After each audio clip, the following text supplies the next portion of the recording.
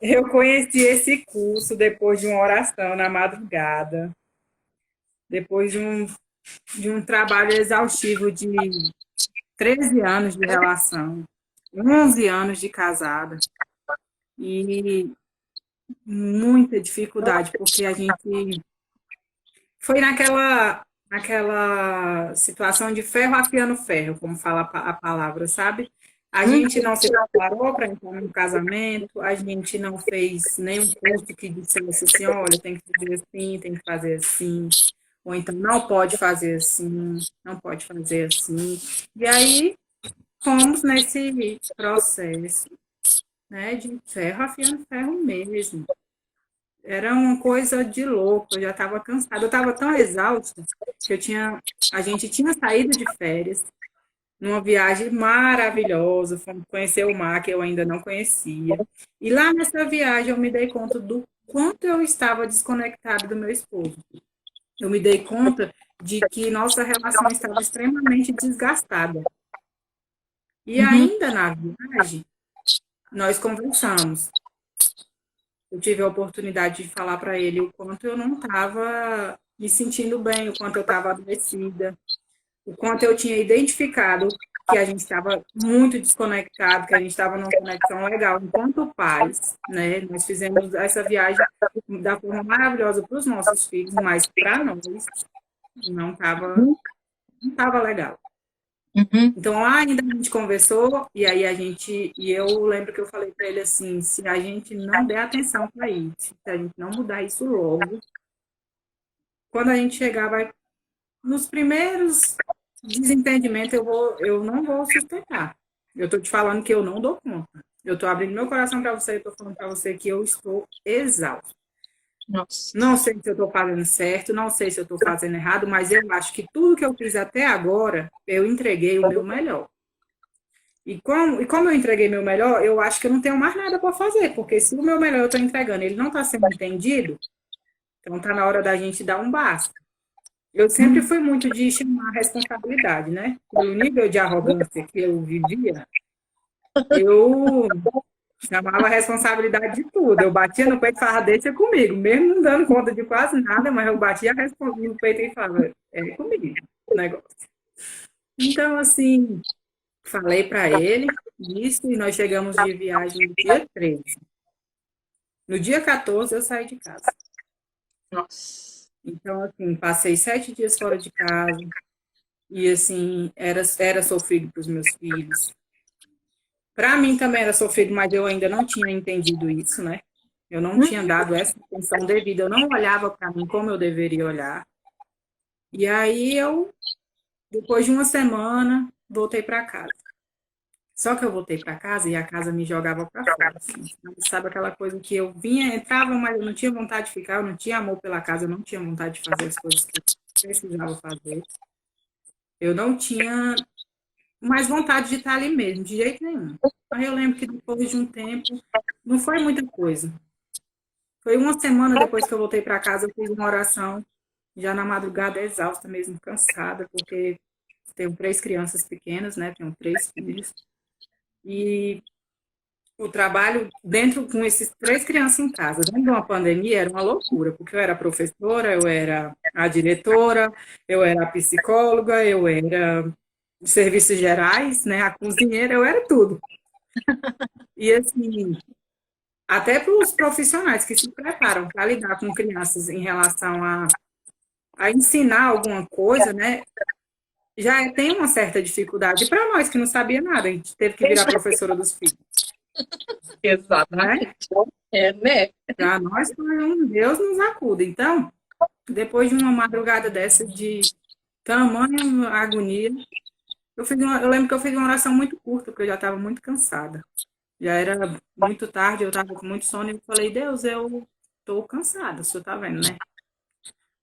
O bagulho para mim tá bem doido, viu? Eu vou explodir. Eu não sei não, eu tô no limite e eu não sei mais como agir.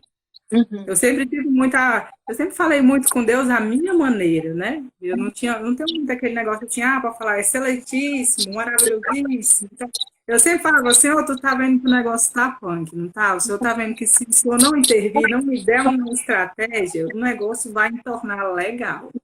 Não vai dar bom. E aí falei para ele, falei, olha, eu só preciso que o senhor me dê uma luz, eu preciso saber o próximo passo, porque eu estou perdidíssima.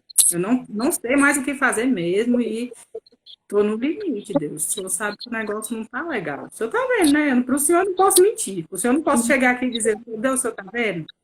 Como eu ainda tenho tempo, eu não tenho mais tempo, Deus. Esgotou, já passou, tem anos. E aí, eu lembro que depois dessa oração eu já estava com sono, aí eu só dei uma rolada assim. Entrei no Instagram, não sei nem por quê, porque eu não sou muito dessas coisas, eu sou praticamente um analfabeto digital, mas estou aprendendo agora. E aí fui e rolei o Instagram, quando eu rolei para cima, imersão, salve teu casamento. Era uma sexta-feira, na verdade era um sábado, né? Que já tinha acabado a sexta-feira, isso era por volta de 1 hora da manhã.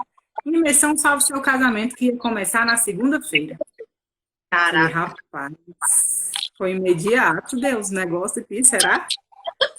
E eu lembro que dentro desse link tinha alguma pergunta provocativa que não tinha a ver com relacionamento de casal. Era tipo assim, uma provocação para mim, de autoconhecimento. Eu não lembro qual era a pergunta, mas eu sei que eu fui por causa desse desafio da pergunta e não pela imersão, salve seu casamento em si. O que eu tinha me dado conta, ou quanto eu estava adoecida, eu acho que era alguma coisa nisso. Se você está adoecida, se você está cansada, é assim mesmo. Era alguma coisa desse tipo. E eu, por causa desse comentário, dessa questão que tinha lá, eu entrei por causa disso no link. Eu não entrei por causa do imersão salvo seu casamento. Porque, como eu falei, eu já estava cansada, né? Eu já não, acho que já não tinha mais nada para fazer. E eu sabia que eu estava doente, que eu estava mal, e que eu precisava me cuidar e que não tinha ninguém que ia fazer por mim. Então, por causa disso, eu entrei no link, assisti as aulas do imersão, fiquei até o fim, e aí depois orei de novo. Falei, Deus, mas sabe que se eu falar isso para o homem, nós estamos no meio de uma pandemia, dinheiro escasso, o negócio está bem puxado. Se tu tiver no negócio, eu vou falar com ele, ele vai concordar em me emprestar o cartão, porque eu não tinha cartão de crédito até então, né? E aí, mandei a mensagem para ele, eu estava dormindo na casa da minha mãe nesse dia, mandei uma mensagem, já fiquei com uns pés atrás, né? E logo assim que ele viu a mensagem, ele me respondeu. E aí eu falei para ele que era um curso sobre casal, né? Para mim tentar ver o que eu podia melhorar. E era uma porta de esperança para a minha cura, porque eu tinha, nesse curso, estava dizendo que eu podia encontrar a cura para as minhas feridas, né? Então eu queria fazer. E aí pedi o cartão emprestado e falei que eu ia pagar. Nisso que eu falei para ele que eu ia pagar, e ele me mandou o cartão imediatamente. Eu fiquei com medo de falar logo no início, aí acabei o quê? Ele podia ter falado no início, ele ia concordar, aí tinha ganhado as sessões de desbloqueio. Falei depois, não consegui as sessões de desbloqueio, mas Deus sabe todas as coisas, né? Consegui romper mesmo sem as sessões de desbloqueio. E aí, no meio disso, eu ainda fui mais surpreendida ainda, porque ele virou para mim e falou assim, então, se já que é para investir na nossa relação, então não precisa você pagar só, não. Você paga 50%, eu vou pagar 50%. E você não esperava essa reação? Nunca esperaria, eu não esperaria nem que ele fosse concordar em me emprestar o cartão. E aí, como você falava que tinha um degrau que era só para ele, né? E eu perguntei se ele queria assistir alguma aula. No começo ele falou que ia querer assistir, mas aí do meio fim ele falou que não. E ele, assim, para não dizer que ele não assistiu nenhuma aula, ele assistiu aquela aula que fala sobre esvaziar a lixeira. E foi a aula mais importante da vida. Ele conseguiu assistir a aula de esvaziar a lixeira. Eu falei, melhor coisa impossível. Degrau 1 maravilhoso, aprendi a me posicionar, porque eu era mãe dos meus pais, eu era mãe dos meus irmãos, eu era mãe de todo mundo, mulher, porque eu era tão arrogante que eu queria cuidar e eu queria fazer do meu jeito, o controle tinha que estar na minha mão.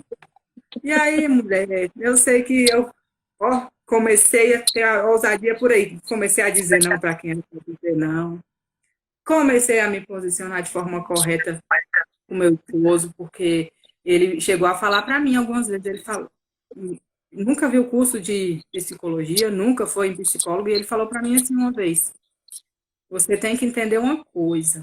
Enquanto você jogar sobre mim a culpa das coisas que o seu pai faz, eu nunca vou ser suficiente para você. Nossa. Você, às vezes, quer me tratar como você trata seu pai. Eu não sou seu pai, eu não vou fazer o que seu pai faz.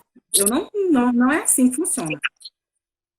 E aí, eu falava, sabe o que eu falava? Olhava para ele e falava, esse cara tá louco.